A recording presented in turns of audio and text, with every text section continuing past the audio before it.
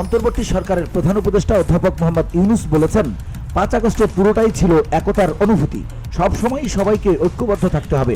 বৃহস্পতিবার রাজধানীর foreign service একাডেমিতে জুলাই গণঅভ্যুত্থানের ঘোষণাপত্র নিয়ে সর্বদলীয় বৈঠকে একথা বলেন তিনি। জুলাই ঘোষণাপত্র নিয়ে আলোচনা করতে এই বৈঠকের আয়োজন করা হয়।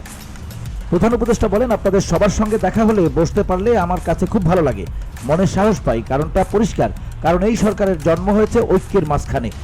তিনি বলেন, যে লক্ষ্য নিয়ে সরকার গঠিত হয়েছে, সবার সঙ্গে দেখা হলে পুনরুজ্জীবন পায়, প্রাণ সঞ্চার হয়। মাঝখানে শিক্ষার্থীরা এলো, তারা জানিয়েছে ঘোষণাপত্র দিতে চায়, সেখানে আমাকেও থাকতে হবে। ৫ আগস্টের পুরোটাই ছিল একতার অনুভূতি। কেউ বলে নাই যে তুমি অমুক, তুমি অমুক। তোমরা যদি এটা করতে চাও তাহলে সবাইকে নিয়ে করতে হবে, এটা না করলে এটা ঠিক হবে না। প্রধান উপদেষ্টা বলেন যে একতা দিয়ে তোমরা ৫ আগস্ট সৃষ্টি করেছিলে, সেটার অবমাননা হবে। তারা খুশি হয় নাই আমার কথায়, কিন্তু ক্রমে তারা বুঝলো যে ৫ আগস্ট যদি রিক্রিয়েট করতে হয় তাহলে সবাইকে একত্র করতে হবে। আমরা যদি ঐক্যবদ্ধভাবে করতে না পারি তাহলে এটার উদ্দেশ্য ব্যাহত হবে। ডক্টর ইউনূস বলেন, আপনারা দোয়া করবেন, আমি যতদিন আছি এই একতা নিয়েই থাকবো। কাজেই সে পথে আমাদের চলতে হবে। আমাদের সেই সাহসটা আপনারা দেন।